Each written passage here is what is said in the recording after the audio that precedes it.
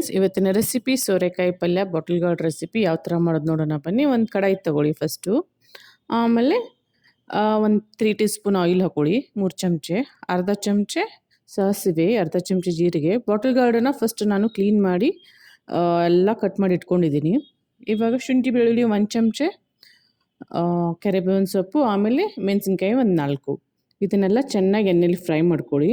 ಆಮೇಲೆ 2 ಈರುಳ್ಳಿ ಸಣ್ಣ ಕಟ್ ಮಾಡಿರೋದು,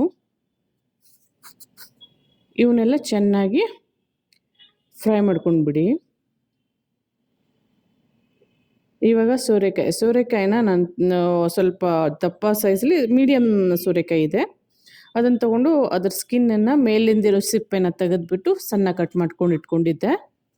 ಸೊ ಅದನ್ನೇ ಇವಾಗ ಯೂಸ್ ಮಾಡ್ತಾ ಇದ್ದೀನಿ. ಸೋರೆಕಾಯಲ್ಲಿ ಸ್ವಲ್ಪ ನೀರು ಥರ ಇರುತ್ತೆ, ಸೊ ಅದು ಶ್ರಿಂಕ್ ಆಗುತ್ತೆ, ಅಂದರೆ ಕ್ವಾಂಟಿಟಿ ಕಮ್ಮಿ ಆಗ್ತಾ ಬರುತ್ತೆ, ನೀವು ನೋಡ್ಬೋದು ಇವಾಗ. ಸೊ ಸ್ವಲ್ಪ ಅರಿಶಿನ, ಸ್ವಲ್ಪ ಉಪ್ಪು ಟೇಸ್ಟಿಗೆ ತಕ್ಕಂಗೆ, ಆಮೇಲೆ ಸ್ವಲ್ಪ ಹಿಂಗಿನ ಪುಡಿ. ಸೊ ಎಲ್ಲದ್ರೂ ಚೆನ್ನಾಗಿ ಮಿಕ್ಸ್ ಮಾಡ್ಕೊಳ್ಳಿ.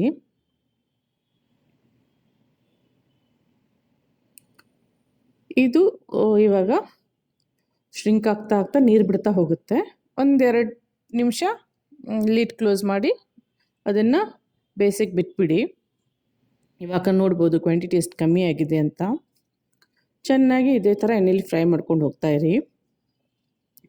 ಸೊ ಇವಾಗ 2 ಟೊಮ್ಯಾಟೊ ಚೆನ್ನಾಗಿ ಕಟ್ ಮಾಡಿರೋದು, ಅಥವಾ ಮೀಡಿಯಮ್ ಕಟ್ಟು ಓಕೆ. ಚೆನ್ನಾಗಿ ಇದನ್ನು ಫ್ರೈ ಮಾಡ್ಕೊಳ್ಳಿ. ಟೊಮ್ಯಾಟೊ ಸಾಫ್ಟಾಗಿ ಬರಬೇಕು.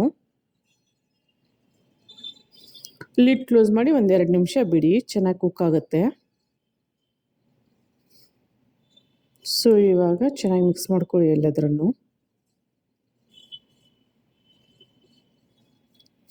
ಇವಾಗ ಸ್ವಲ್ಪ ಮಸಾಲೆ ರುಬ್ಕೊಳ್ಳೋಣ.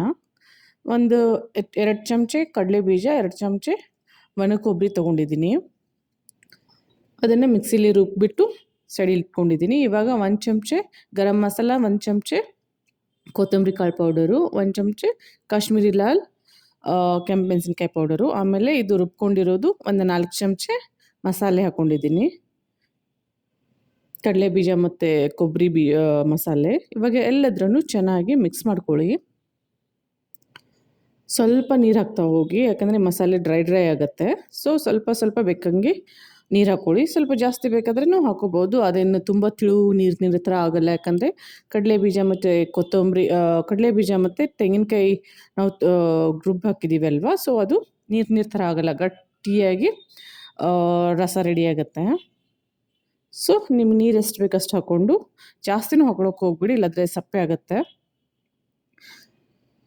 ಸೊ ಎಷ್ಟು ಬೇಕಷ್ಟು ನೀರು ಹಾಕ್ಕೊಂಡು ಚೆನ್ನಾಗಿ ಮಿಕ್ಸ್ ಮಾಡ್ಕೊಳ್ಳಿ. ನೋಡಿ ಎಷ್ಟು ಚೆನ್ನಾಗಿ ಬಂದಿದೆ, ಎಣ್ಣೆಲ್ಲ ಎಷ್ಟು ಚೆನ್ನಾಗಿ ಬಿಡ್ಕೋತಾ ಇದೆ. ಸೊ ಎಲ್ಲ ನೀಟಾಗಿ ಚೆನ್ನಾಗಿ ಮಿಕ್ಸ್ ಮಾಡ್ಕೊಳ್ಳಿ. ತುಂಬಾ healthy recipe, easy recipe, quick recipe.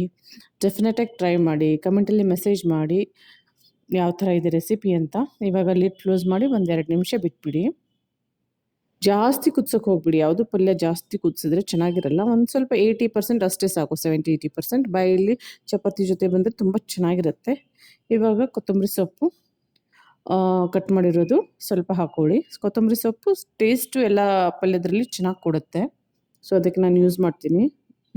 ಶುಂಠಿ ಬೆಳ್ಳುಳ್ಳಿ, ಆಮೇಲೆ ಕೊತ್ತಂಬರಿ ಸೊಪ್ಪು ಕಂಪಲ್ಸರಿ ನಾನು ಹಾಕ್ತೀನಿ.